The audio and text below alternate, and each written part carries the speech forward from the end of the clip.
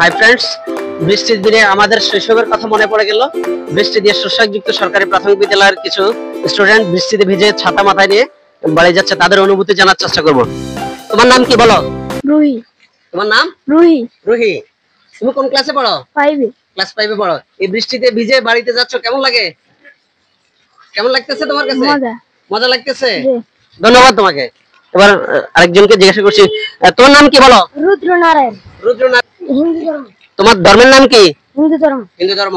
এই বৃষ্টিতে ভিজে স্কুলে আসছো, এখন যে বৃষ্টিতে ভিজে স্কুলে যাচ্ছ, তোমার কাছে কেমন লাগতেছে?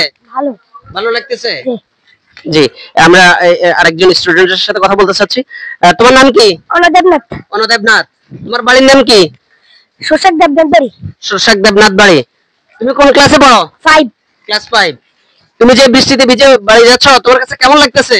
ভালো। ভালো লাগতেছে।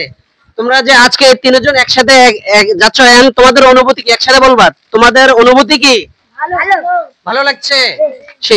সুপ্রিয় দর্শক, আপনারা যদি তাদের এই কমেন্টস গুলো ভালো লাগে থাকে, তাহলে আমাদেরকে কমেন্টসে জানাবেন, যে আমাদের পরবর্তী ভিডিওর জন্য আমরা আপনাদের পাশে থাকার চেষ্টা করব।